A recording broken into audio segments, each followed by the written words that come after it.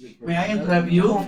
So I think we'll start to watch the ABB of Papa Kjell, and we go to the other side. Yeah.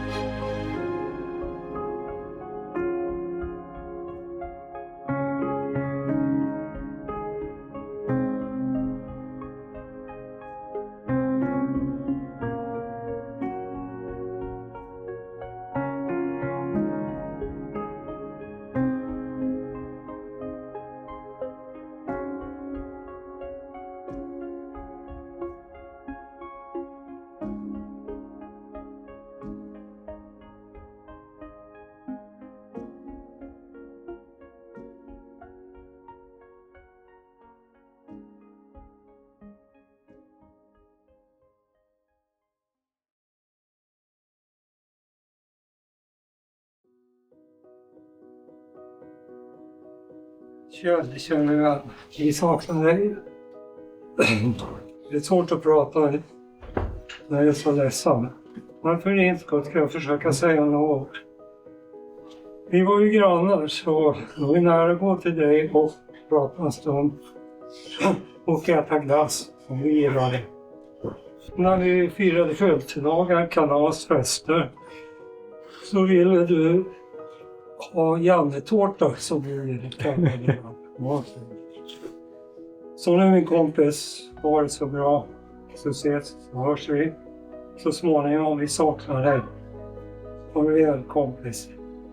Tack så mycket. Yeah, thank you so much, Yanni. So I don't understand because it's Swedish, but what I understand is that every time that Papa Kjell wants to eat a cake, one of his favorite cake is made by Yanni.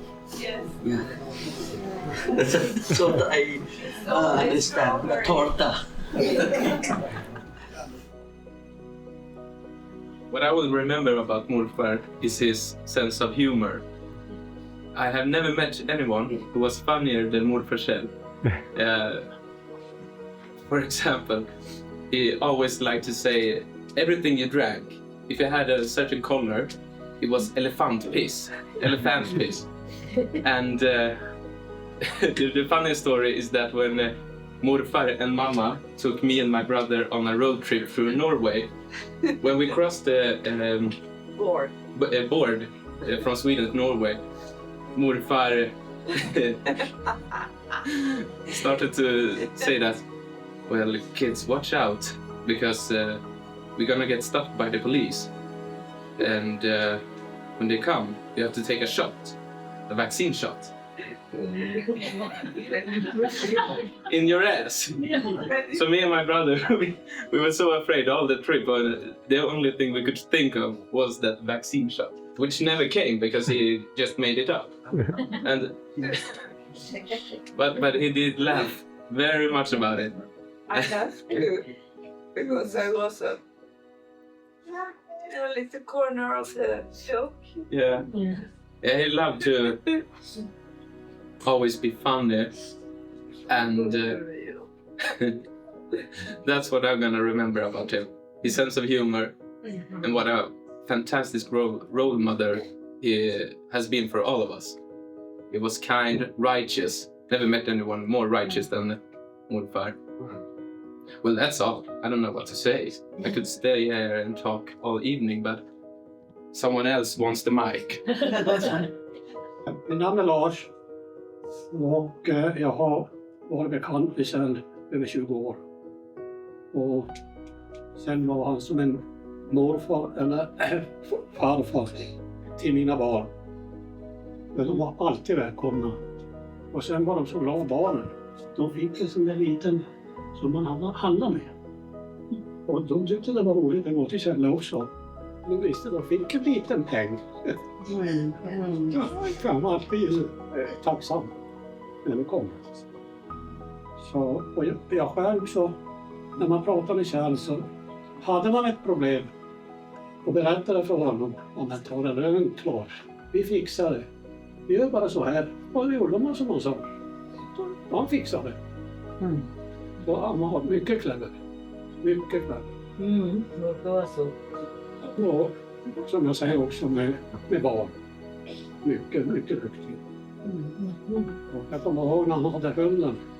Han nästan grät när jag frågade vad det är hunden. Han var lika kär med djur som med barn. Precis så. Jag hoppas det var kul. Det gick väl ganska bra ändå fast jag hade glömt det. Vi får ha det så bra allihop.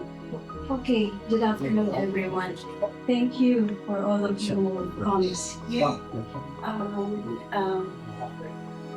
It was really a great service, isn't it? Yeah, it's so lovely. When we remember Kjell, we remember him as a very loving person. He was a good father, Maria and Mikael, and even to my and great Benjamin. And what I remember so well is whenever I visit Kjell, we ask him, me and Rose, asking him if he wants to pray. And he never says no. He always wanted to hear our prayer. And so there is no time he said no. And that's what we are grateful, because Kjell really wanted to come nearer to Jesus, and that we have it in our hearts. And that is our goal, that even though he suffers from pains and everything, and for sure he was thinking so much, but we wanted him to be more closer to Jesus. Even the pains was there, and so as I remember, he never says no, never. And and the last time also when I asked him, would you like to accept Jesus as your Lord and Savior? And so he follows what we have, what we are saying, what I am saying. And so, but even though I know that even in the Philippines, he was already saved and he went with Lynn and the family going to the church, listening to some preachers.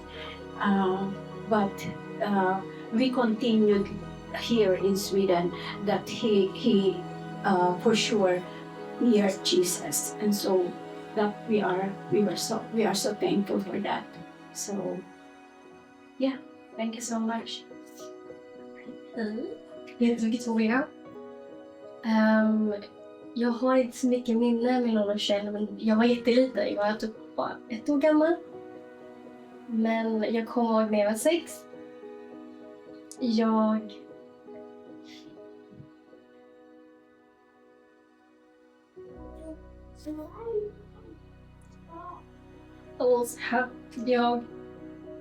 I was always happy to see him. I looked for him all the time. When I heard that we were going to Rochelle, I was so happy. I remember always when we went there, he gave me lots of candy, big pack of ice cream. And I loved it. I was a kid, me and my brother. I remember we were like swimming on this outdoor balcony. I remember every time I saw him, I gave him a big hug. And all I could remember was the hug. When he hugged me, I could feel the love. He's not my real grandfather or anything, but I could feel that it was genuine. And I'll never forget that. I never get to see him before he passed away. So hearing he's gone, it's a big shock. But I'm happy that I'm here now. I get to see him one last time. He was so kind to me and my family. He loved us and me like his own. And that's something I will always remember. That's all. Afternoon, everyone. This is my daughter. I remember Tita Kjell.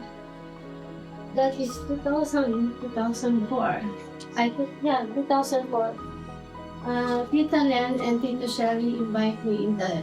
Yeah, we met him in the church, New Life.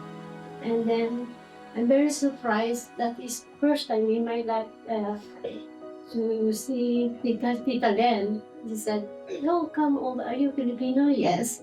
Are you here in Sweden? Yes. And then come over me in the house." And then I'm very excited to go to house of Tita Len. And I saw Tito Kjell. And Tito Kjell gave me, at that time, very stressed. She gave me a big hug to Tito Kjell. And I feel comfort. I have a father. And then this is Victoria when she's small. That's my daughter. Yeah. And he gave me a lot of time to give me Esther. Are you stressed? Are you pain? Yes, I have very bad experience in Sweden. But she always tell me, "Oh, don't worry, I'm here. So she is very kind for me. And yeah, I feel sad and shocked. Tito Kjell is gone early. I want to see him, but it's not possible now. So thank you very much, Tito Len and Tito Kjell. Yeah, that's all.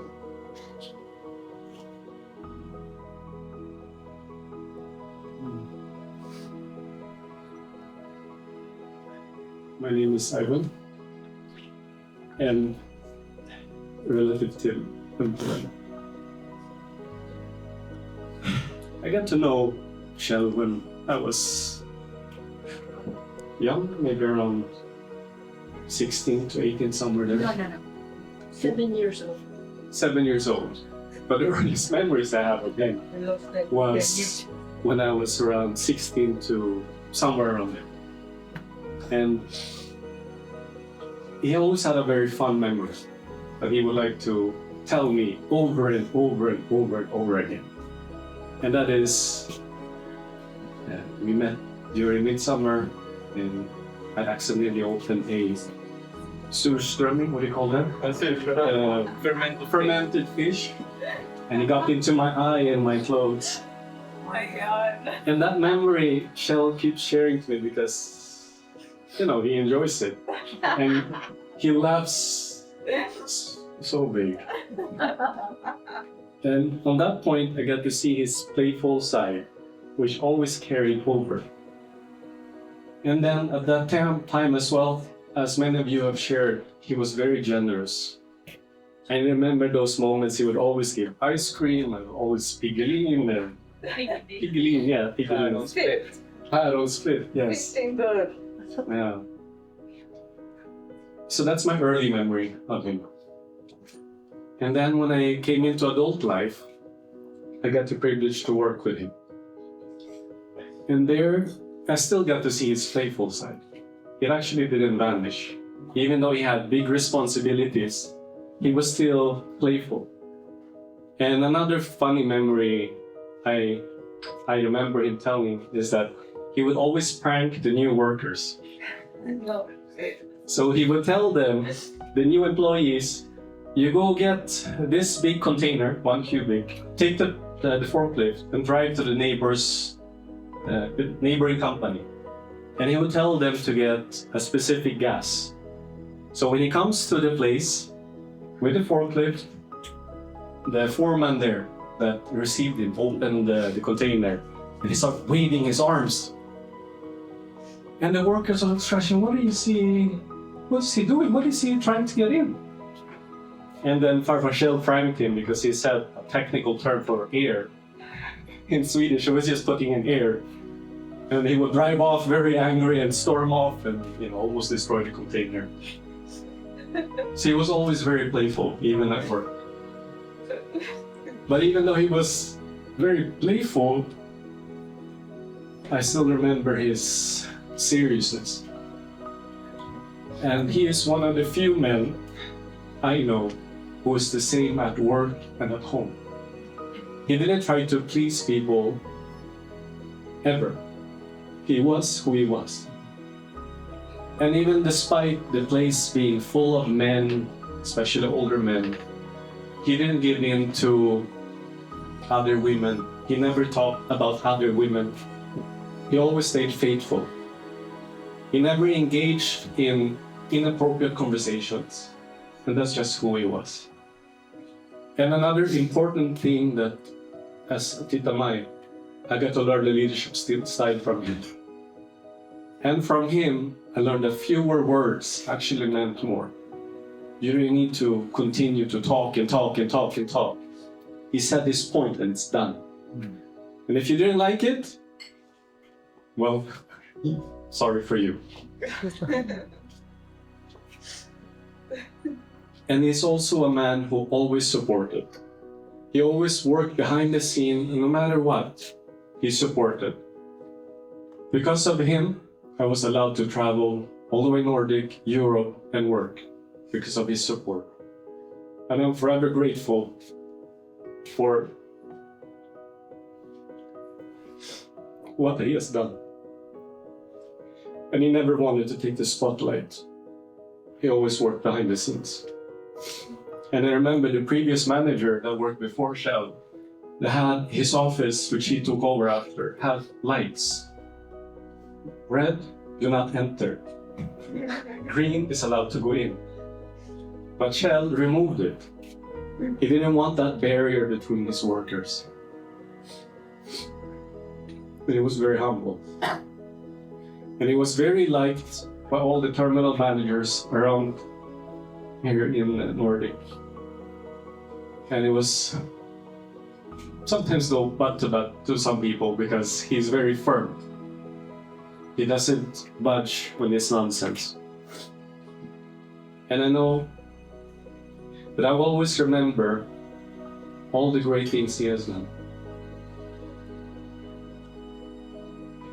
And at a later stage now, I got to see a stronger side of him, fighting through this cancer. He was always positive, even though it very hurt, very painful. And I remember he said, you just continue to look forward, despite him being in pain. And even though he is gone now, his physical body, I still rejoice because he accepted Christ. And for that, I am actually happy that he has gone, because he was suffering so much. It was too much. This is not something you should continue to live with. It's too much to carry.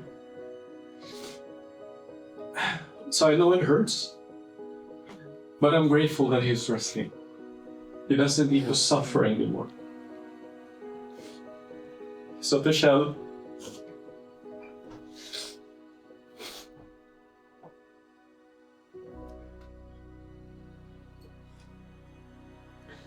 you're like a second father to me. Thank you for everything.